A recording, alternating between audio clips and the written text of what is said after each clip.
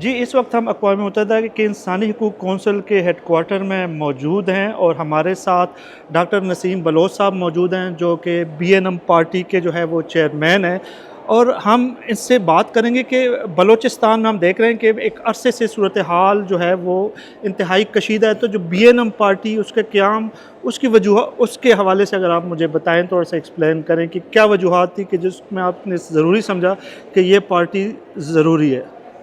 جی بہت بہت شکریہ۔ BNM بلوچ نیشنل موومنٹ اصل میں ایک بلوچوں کی سب سے بڑی اور سب سے پرانی وہ جماعت ہے جو بلوچستان کی اصلی حقیقی آزادی کے لیے جدوجہد کر رہی ہے۔ یہ اس کی بنیاد 1987 میں رکھی گئی ہے۔ بہت سے آگے جا کے اس میں کچھ دڑے بندیاں ہوئیں، کیونکہ شروع میں آج اختر مینگل جو آپ آج BMP مینگل بنائے ہوئے ہیں وہ بھی شروع میں BNM میں ہی تھے۔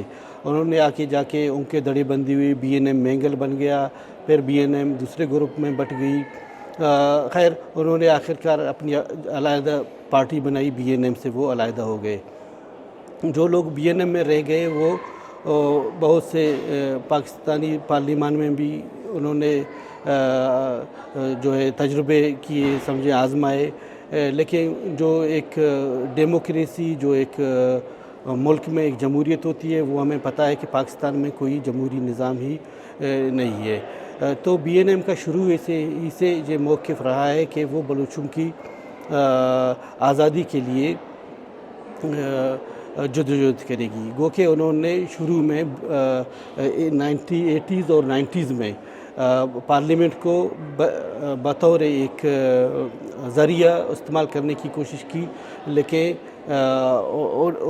انہیں ناکامی کا سامنا کرنا پڑا، کیونکہ وجہ یہی تھا کہ پاکستان میں کوئی حقیقی جمہوری نہیں ہے۔ پاکستان میں کسی قوم کے لیے جو اپنے حقوق کے لیے آواز بلند کرتے ہیں ان کو بزور طاقت دبانے کی کوشش کی جاتی ہے۔ تو 2003 میں ہمارے شہید چیئرمین شہید غلام محمد بلوچ انہوں نے جو ہے پاکستان کی پارلیمانی سیاست سے اپنی راہیں الگ کیں، اور بلوچستان BNM کے اصل موٹو جس کے لیے BNM بنایا گیا تھا 1987 میں، اسے دوبارہ اسی ٹریک پہ وہ لانے میں کامیاب ہوئے، اور BNM کی کا جو اصل مقصد ہے وہ بلوچستان کی پاکستان سے مکمل آزادی ہے۔ ابھی جیسے آپ نے کہا ہے کہ اس میں اختر مینگل بھی پہلے آپ کے جو ہے وہ پارٹی کا حصہ تھے، لیکن اس سے جدا ہوئے اور اس میں گروپنگ ہوئی، تو کیا آپ نہیں سمجھتے ہیں کہ جب بہت زیادہ گروپنگ ہوتی ہے، بہت سے پارٹیاں بنتی ہیں، تو اگر کسی ایک پلیٹ فارم سے سارے متحد ہو جائیں تو کیا وہ بلوچوں کے لیے وہ بہتر پوزیشن میں نہیں ہوں گے؟ جی دیکھیں، پاکستان کے اندر رہ کر بلوچوں نے بہت کوششیں کی ہیں۔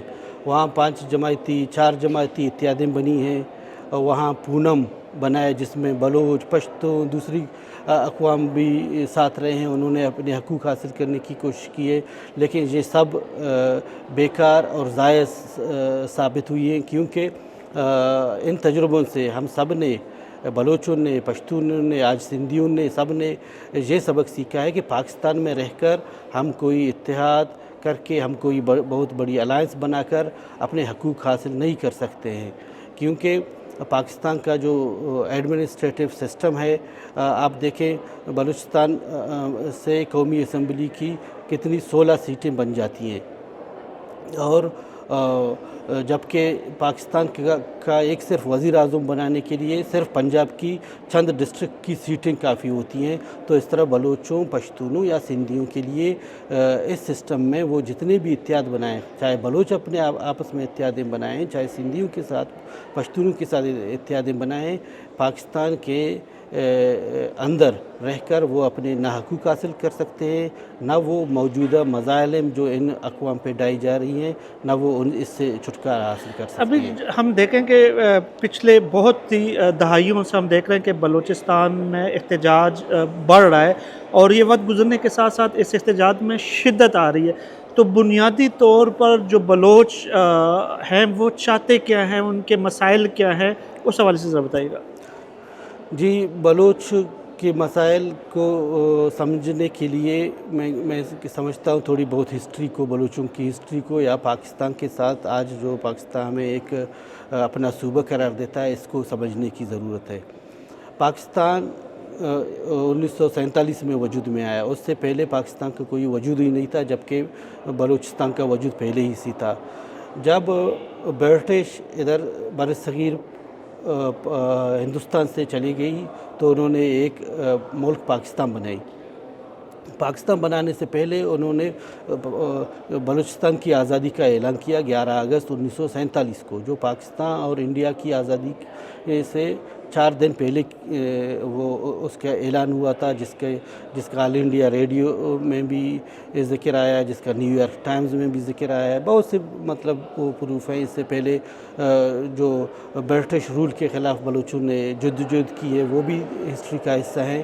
खैर, वो एक उससे आगे हम जब पाकिस्तान ने जब कब्ज़ा किया 27 मार्च 1948 को, यानी कि पाकिस्तान बनने के 1 साल बाद, या 1 साल पूरा भी नहीं हुआ हमारी आज़ादी को, तो पाकिस्तान ने अपनी फ़ौज वहाँ भेजकर जो हमारा दारुल खिलाफा था कलात, उस पे ज़बरदस्ती कब्ज़ा किया। और तब से बलोच एक मुज़ाहिमती सियासत का हिस्सा बन रहे हैं। उनका मकसद सिर्फ यही है क्योंकि बलूचिस्तान पे एक जबरी कब्ज़ा हुआ है, इस जबरी कब्ज़ा को तस्लीम किया जाए और इस जबरी कब्ज़ा को ख़त्म किया जाए। उसके लिए बलूचों ने मुख्तलिफ़ तरीक़ों से आज 76 सालों से मुख्तलिफ़ तरीक़े आज़माए हैं, मुख्तलिफ़ नशेब व फ़राज़ भी आए हैं, लेकिन बलूचों ने अपनी मुज़ाहिमत जारी रखी हुई है। आज भी लोग इस बात पे कन्विंस हैं कि बलूचिस्तान में बलूच कौम की हकूक़, बलूच कौमी शनाख्त, बलूच कौमी ज़ुबान, ये सब दावों पे लगे हुए हैं, क्योंकि पाकिस्तान ने तालीमी निज़ाम में, बलूचों के मुआशी निज़ाम में, बलूचों के रहन सहन में अब एक ऐसा कल्चर लाने की कोशिश की है जो बलूचों का कल्चर ही नहीं है। बलूचों के अपनी कल्चर को, शनाख्त को ख़त्म करने की साजिशें हो रही हैं। बलूची ज़ुबान में पढ़ने लिखने की इजाज़त नहीं बल्कि पाबंदी है। आप लोग सर्च करके देखें, किताब मेलों पे छापे लगे हैं, लाइब्रेरियों पे छापे लगाकर बंद किए गए हैं, स्कूलों पे छापे लगाकर बंद किए गए हैं, क्योंकि ये वो स्कूलें और लाइब्रेरियां या किताब मेले हैं जिनमें बलूची लिटरेचर, बलूची शायरी और इनसे मुतल्लिक मालूमाती किताबें रखी हुई हैं। तो उन पे फ़ौज ने पाबंदी लगा दी, उन पे कब्ज़े किए, किताबें कब्ज़े में लिए। लेकिन हम देख रहे हैं कि बलूचिस्तान में एक काफ़ी अरसे से जो है वो एहतजाज हो रहा है, लेकिन वक्त गुजरने के साथ साथ हम देख रहे हैं कि इस एहतजाज में न सिर्फ इजाफ़ा हो रहा है बल्कि शिद्दत पसंदी भी जो है ना कहीं का अंसर भी जो उसमें नुमाया होता है। तो क्या आप समझते हैं कि वो क्या वजूहात है कि जिसकी वजह से बलोच अवाम में बेचैनी जो है वक्त के साथ साथ बढ़ रही है? क्या आप उस चीज़ों के बारे में निशानदही कर सकते हैं? जी, बलूच में बेचैनी बढ़ना या उसमें तहरीक में शिद्दत आना, ये हम समझते हैं एक फ़ितरी बात है, बलूच का एक फ़ितरी रद्द-ए-अमल है। पता नहीं आप शिद्दत का मकसद क्या लेना चाहते हैं, लेकिन जो पुरअमन या पॉलिटिकल या डेमोक्रेटिक आवाज़ें थीं, जैसे BNM के मैंने बात की, BNM जमहूरी तरीके से जद्दोजहद करके अक़वाम मुत्तहिदा के चार्टर के मुताबिक बलूचिस्तान, हर बलूच का ये नहीं बुनियादी हक़ है, हर बलूच का, हर कौम का बुनियादी हक़ है कि वो अपनी मुस्तक़बिल का फ़ैसला ख़ुद करे।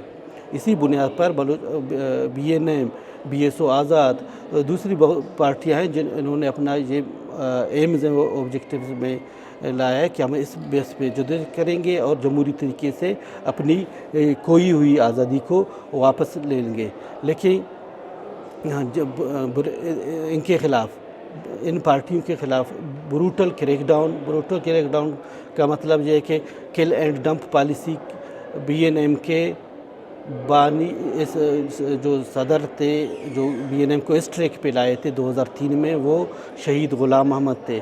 उन्हें एक दफ़ा अगवा करके सालों तक टार्चर सेलों में रखा गया, छोड़ दिया गया। फिर 2009 में 3 अप्रैल को उन्हें उठाया गया और 2 साथियों के साथ फिर 9 अप्रैल को उनकी मसखशुदा लाशें मिली। कहने का मकसद ये है कि इसी तरह BSO आज़ाद है, उसकी लीडरशिप को इसी तरह किल एंड डंप या कि उनको मिसिंग करके ख़त्म करने की कोशिश की। ये जमहूरी आवाज़ें थी। इन जमहूरी आवाज़ों को सल्ब करने के लिए जो ब्रूटल पॉलिसी पाकिस्तान ने अपनाई, तो बलोच अवाम में बेचैनी, बलोच अवाम में शिद्दत, बलोच अवाम में मुज़ाहमत का उबार, ये एक फितरी अमल था। एक ये चीज़, दूसरी बलोचों का अपने वतन से मोहब्बत, अपनी आज़ादी के लिए जद्दोजहद, ऐसी चीज़ें हैं जो उनको मुसलसल मोटिवेट करती रहती है। आपने बलोच मिसिंग के हवाले से बात की और पाकिस्तान में भी और बैनुल-अक़वामी इदारों में भी बलोच मिसिंग के हवाले से हम देखते हैं कि बहुत सी आवाज़ें उठ रही हैं। उस हवाले से क्या आपके पास कोई ऐसा डेटा मौजूद है जिससे हमें पता लगे कि बलोच की कितनी मिसिंग पर्सन हैं, और उस हवाले से अगर कोई डेटा है तो वो ज़रा बताइएगा। जी हाँ, बलोच मिसिंग पर्सनस हज़ारों में हैं। हज़ारों में मैं इसलिए कह रहा हूँ कि जब से ये पॉलिसी पाकिस्तान ने शुरू की है, उसमें हज़ारों लोगों को उठा के ले गए हैं।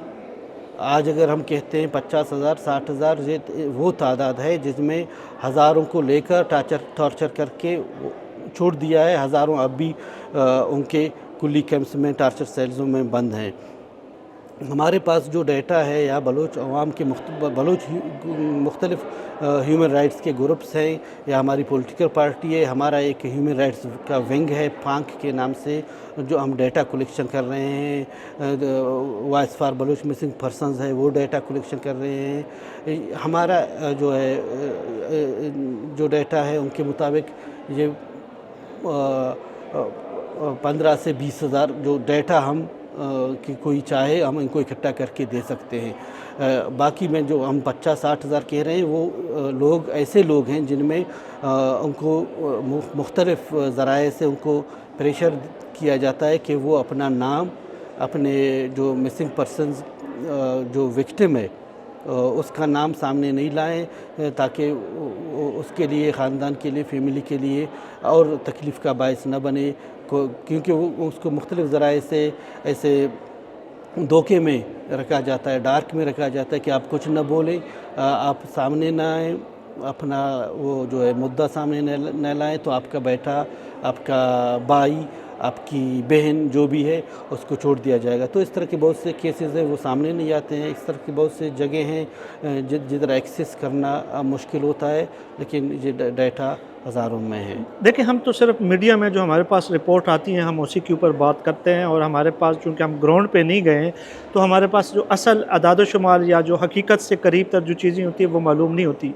लेकिन चूँकि आप बलूचिस्तान से, आपके कारकुन भी वहाँ पे मौजूद हैं, तो बाज़ दफ़ा हमें पाकिस्तानी मीडिया के दोस्तों से जो चीज़ें मालूम मिलती हैं वो ये हैं कि बलूचिस्तान के बहुत बड़ा एक हिस्सा है जो कि वो जो फ्रीडम मूवमेंट है उससे मुत्तफ़िक नहीं है, जबकि कुछ लोग कहते हैं कि अक्सरियत जो बलूचिस्तान की है वो आज़ादी चाहते हैं। तो मैं ये जानना चाहता हूँ कि बलोच के कितनी फ़ीसद जो लोग हैं वो आपके जो आप बात कर रहे हैं उससे मुत्तफ़िक है, और क्या कोई ऐसे लोग भी हैं जो पाकिस्तान के साथ रहना चाहते हैं?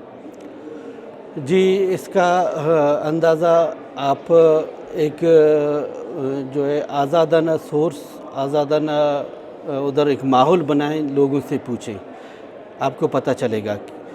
एक आज़ाद मीडिया उधर जाए, एक कोई मिशन जाए, पता चलेगा। दूसरी बात, बलूचिस्तान के जिन इलाकों में पाकिस्तानी मीडिया या पाकिस्तानी रियासत कहता है कि उधर लोग आज़ादी नहीं चाहते हैं, तो मैं उनसे पूछता हूँ उन इलाकों में सैकड़ों चेक पोस्ट, सैकड़ों मिलिट्री कैंप क्यों बनाए गए हैं? आपने किन पर्पज़ के लिए सिविल पॉपुलेशन में मिलिट्री चेक पोस्ट और मिलिट्री कैंप्स बनाए हैं? लोगों को दबाने के लिए, ताकि वो न उठें, बात नहीं करें। ये वो तमाम लोग हैं जो आज़ादी चाहते हैं, जिनके वो कहते हैं आमद रफ्त में चेक पोस्ट, चेकिंग, उनके घर के बाहर वो खिड़की से कंट्रोल कर सकें। सारने वाले हैं, तो उनको एक मिलिट्री कैंप नज़र आए। ये सब चीज़ें हमें पाकिस्तानी रियासत जवाब दे, जो ये दावा करता है कि उधर आज़ादी मांगने वाले, आज़ादी के चाहने वाले बहुत कम लोग हैं। तो हम कहते हैं कि आपने इतनी तादाद में हर 2 किलोमीटर पे चेक पोस्ट, हर छोटे से गांव में मिलिट्री कैंप क्यों बनाए? वहाँ जहाँ मैं कहता हूँ कोई आप एक आज़ाद सहाफ़त लेकर उधर जाए, आपको उधर पहुँचने में बहुत दुश्वारी होगी, क्योंकि आपको जाने ही नहीं देंगे। दूसरे वो पसमानदा इलाके जहाँ बलोच अपनी गलाबानी और एग्रीकल्चर के ज़रिए मुश्किल से ज़िंदगी बसर कर रहे हैं, वहाँ पर पाकिस्तान अपनी फ़ौजी को बिठाकर उनके लिए बहुत दूसरे इलाकों से उनके लिए राशन और पानी का बंदोबस्त कर रहा है।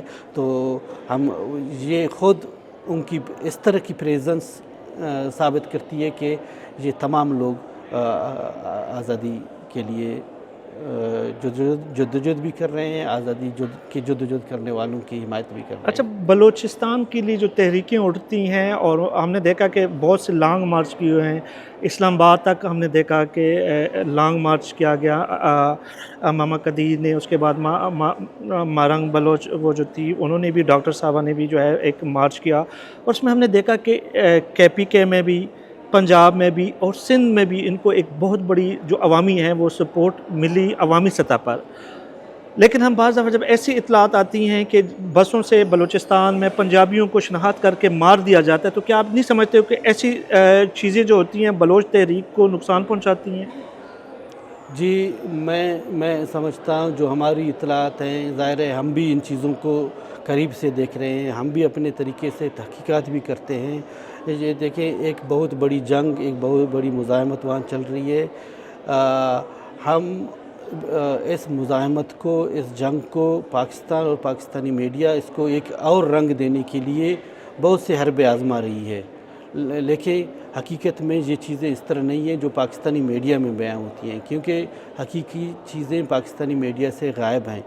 ये जिन लोगों को मैं कहता हूँ बलोचों की जद्दोजहद न बलोचों की जद्दोजहद अपने लिए इतने बेस पे है, ना बलोच एक इतने हमारा एक नेशनल यानी बलोच कौमी जद्दोजहद है।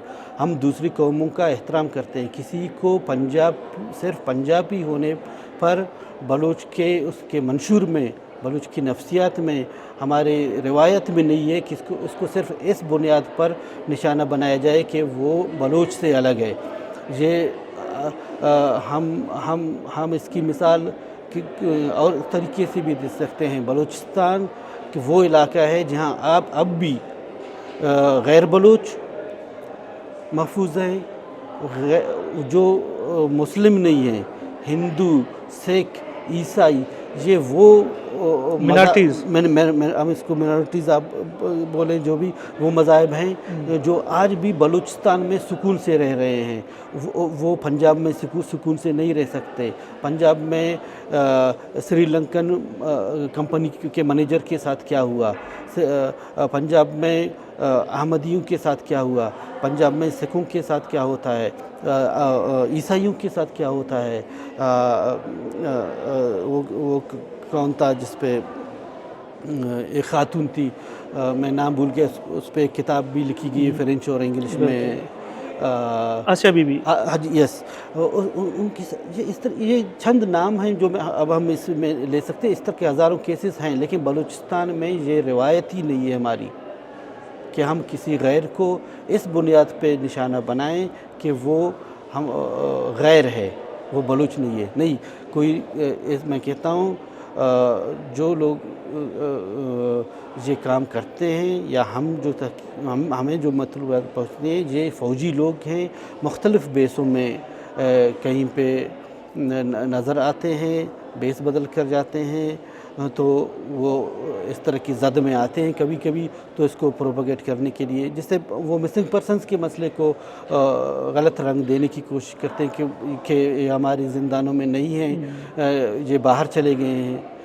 اب خود اپنے موقف میں آصف غفور کیا کہتا ہے کہ جنگ میں سب کچھ جائز ہے، جب مسنگ پرسنس کی اس پر کوشچن کرتے ہیں، لیکن وہ اپنے بند کمروں میں کچھ اور اس حوالے سے جو میں آپ کی بات تھوڑا سا اس میں کروں، کیونکہ یہ چیزیں ہم نے رپورٹ کی تھی، اور جو پچھلی دفعہ جو بس اس پہ ایک دفعہ ہوا تھا، اس میں زیادہ تر منڈی بودین اور گجرات کے وہ لوگ تھے جو غیر قانونی طور پہ ایران جانا چاہتے تھے اور وہ یورپ آنا چاہتے تھے، یہ وہ ایک مسافر تھے، لیکن آپ کہہ رہے ہیں کہ یہ چیزیں غلط ہیں اور ایسی چیزیں نہیں ہونی چاہیے۔ لیکن اب ہم اس سے آگے نکلتے ہیں اور ہم ایک اور چیز پہ بات کرتے ہیں کہ بلوچستان ایک بہت بڑا صوبہ ہے، وہاں پہ ہم دیکھ رہے ہیں کہ وہاں پہ تیل بھی ہے، گیس بھی ہے اور معدنیات وغیرہ کی وہاں پہ بے تحاشا ہے، لیکن وہاں پہ جو عام آدمی کی جو زندگی ہے اور جو حالات ہیں وہ ہمیں کہیں پر بھی اچھے دکھائی نہیں دیتے، معاشی لحاظ سے بھی، تعلیمی لحاظ سے بھی اور صحت کے حوالے سے بھی فیسلٹیز نہیں ہیں۔ گورنمنٹ سے جب ہم بات کرتے ہیں تو وہ یہ کہتے ہیں کہ وہاں کا جو سرداری سسٹم ہے وہ اس کے حوالے سے بہت زیادہ مسائل پیدا کرتے ہیں۔ کیا آپ اس چیز سے متفق ہیں؟ جی بالکل نہیں۔ آپ جس سردار کو رکاوٹ سمجھتے ہیں، اس سردار کے علاقے میں بہت بڑی بڑی چھاونی آپ بنا سکتے ہیں، آپ وہاں اسکول اور کالج نہیں بنا سکتے، ایک بات۔ دوسری بات، بلوچستان کا جو مکران ریجن ہے وہاں سرداری سسٹم ہی نہیں ہے۔ آپ آج بھی جائیں، آج بھی پوچھیں لوگوں سے، وہاں سرداری سسٹم ہی نہیں ہے۔ آپ وہاں کی صورتحال بتائیں، وہاں آپ نے گیس سپلائی کی ہے، وہاں آپ نے ایجوکیشن کی اچھی فیسلٹیز دی ہیں، وہاں آپ نے اسکولوں کو آج بھی ہم نے رپورٹ کی ہے، کئی بلوچستان میں کئی بوگس اسکولز ہیں۔ بوگس مینز ایسی اسکول جو ٹیچر تنخواہیں لیتے ہیں لیکن وہاں پہ ادھر گراؤنڈ پہ خوشی بلوچستان اور سم کے حوالے سے کافی رپورٹ ہے اس کے حوالے سے۔ یس یہ سب چیزیں اس پہ تو آپ سردار کو بلیم نہ کریں، یہ ریاست ہی کر رہی ہے۔ ریاست کے جو کیا کہتے ہیں اعلی کار ہیں، جو ادھر اپنے آپ کو ریاست کا رکھوالا سمجھتے ہیں، وہی کرتے ہیں۔ اچھا، بلوچستان میں اگر میں آپ سے آخری سوال کروں گا کیونکہ ہمارے پاس ٹائم کی بھی جو ہے قلت ہے، بلوچستان کے اندر ہم دیکھتے ہیں کہ دو بڑی زبانیں وہاں پہ بولی جاتی ہے، پشتو اور بلوچ، اور بنیادی طور پر یہ بلوچ ہی سب سے زیادہ جو ہے وہ رقبے پر آباد ہے، تو کیا پشتون جو ہیں وہاں پر وہ بھی آپ کے ساتھ جو آپ کے موقف کے حوالے سے کریں؟ جی، بلوچ اور پشتون کا ہزاروں سالوں کا ایک رشتہ ہے۔ بلوچ ہمارے ہمسایہ افغانستان ہے، ہمارے ہمسایہ پشتونوں کے دوسرے علاقے آج بھی ہیں۔ جب بھی بلوچ کو کوئی تکلیف ہوا ہے تو ہم نے افغانستان میں پناہ لی ہے، آج کی نہیں، میں 100 سال پہلے 2 سال پہلے کی بھی نام اور مثال آپ کو دے سکتا ہوں کہ کون کون ادھر گئے ہیں 100 سال پہلے، 2 سال پہلے۔ ہم بلوچوں کے لیے افغانستان ایک پناہ گاہ رہا ہے، ادھر کے لوگوں نے ہماری حفاظت کی ہے۔ جب بھی افغانستان میں کوئی مسئلہ ہوا ہے تو بلوچستان کے خان نے، جو ہمارا والی ہوتا تھا، بلوچستان کا کنگ ہوتا تھا سینکڑوں سالوں سے، انہیں کوئی ضرورت پڑی ہے تو انہوں نے آ کر یہاں پناہ لی ہے۔ انہیں ہمارے بلوچستان کی فوج نے فوجی سپورٹ بھی دی ہے جنگوں میں، ہمارا ایک بہت قریب کا رشتہ ہے۔ آج بھی وہ ہماری اس موومنٹ کو ایک حقیقی اور سچ پر مبنی، حقیقت پر مبنی موومنٹ سمجھتے ہیں، اور آج ہم سمجھتے ہیں کہ پشتون بھی کوئی قدم اٹھا رہے ہیں، ہم بلوچ بھی ان کے ساتھ کھڑے ہیں، ماضی میں بھی کھڑے تھے، آج بھی کھڑے ہیں، کل بھی کھڑے رہیں گے۔ ہماری ایک پاکستان کی ہسٹری تو 75-76 سالوں کی ہے، بلوچوں اور پشتونوں کی ہزاروں سالہ ہسٹری ہے اور ہزاروں سالوں کی دوستی بھی ہے، وہ قائم رہے گی۔ بہت بہت شکریہ آپ کے ٹائم دینے کا، بہت بہت شکریہ۔